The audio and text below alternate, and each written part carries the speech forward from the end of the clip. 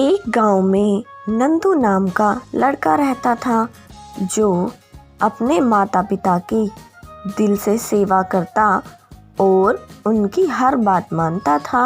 नंदू मन लगाकर पढ़ाई करता था और हमेशा सबकी मदद को तैयार रहता था। गांव के सभी लोग उसे बहुत प्यार करते थे। नंदू के पिता दिन भर फेरी लगाकर सब्जी बेचा करते थे और उसकी माँ घर संभालती थी। उसकी एक छोटी बहन थी जिससे वह बहुत प्यार करता था। पिता की कमाई से घर और पढ़ाई का खर्चा निकल जाता था। स्कूल जाने से पहले नंदू सुबह सारी सब्जियां धोकर ठेली पर सजा देता था, जिससे उसके पिता को मदद मिल जाती थी।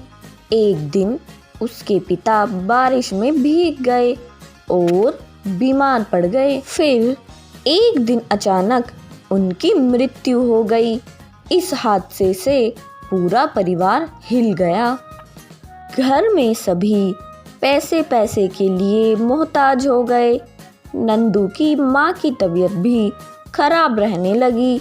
नंदू समझ नहीं पा रहा था कि कैसे वह परिवार की मदद करे। नंदू ठेली लगाना तो चाहता था, लेकिन अभी वह सिर्फ 8 साल का था। इतनी कम उम्र में वह इस काम को नहीं संभाल सकता था। नंदू ने अपनी माँ से रामायण महाभारत के साथ साथ दैवीय चमत्कार की कहानियाँ सुनी थी। उसके मन में विचार आया कि भगवान तो सभी की मदद करते हैं, उसकी भी ज़रूर करेंगे। ये सोचकर एक दिन तड़के ही वह मंदिर पहुंच गया।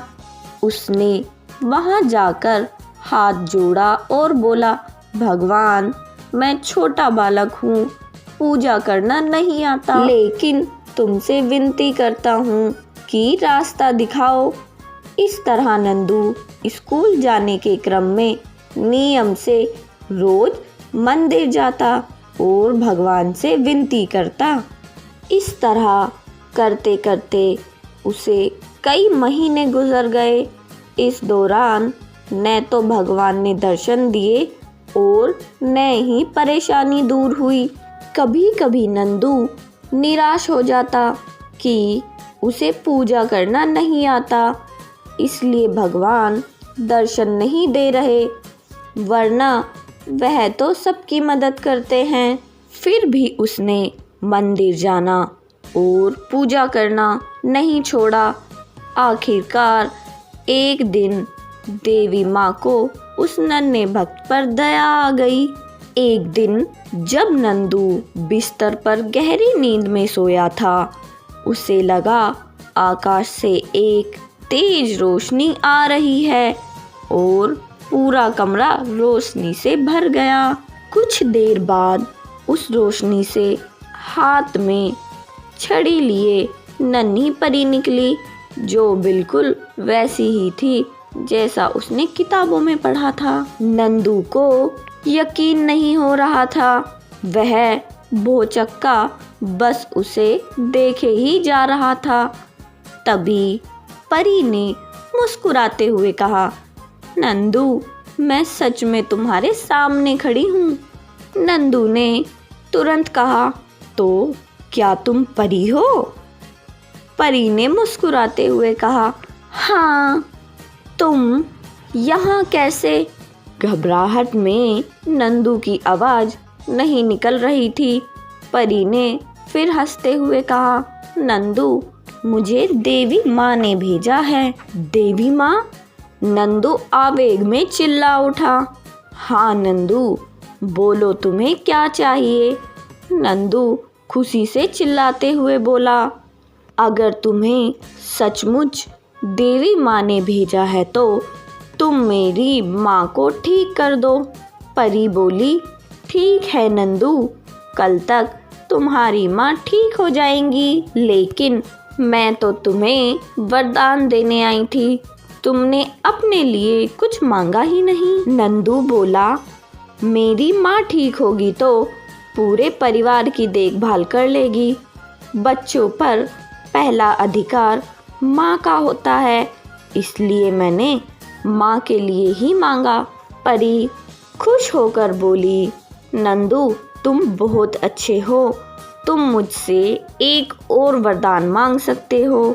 इस पर नंदू बोला, परी मुझे ऐसा वरदान दो कि मैं बड़ा होकर अच्छे रास्ते पर चल सकूं। परी ने खुश होते हुए नंदू को एक अंगूठी दी और बोली, इसे पहनकर जो मांगोगे वो मुराद पूरी होगी, लेकिन जिस दिन गलत काम के लिए इस अंगूठी का इस्तेमाल करोगे तो इसकी शक्ति खत्म हो जाएगी। एक बात और, इस अंगूठी का जिक्र किसी से न करना, वरना यह गायब हो जाएगी। ऐसा कहकर परी वहाँ से चली गई। सुबह उठकर जब नंदू ने देखा तो अंगूठी उसकी उंगली में मौजूद थी। उसने देखा कि माँ पूरी तरह से ठीक हो चुकी है और घर के काम कर रही है।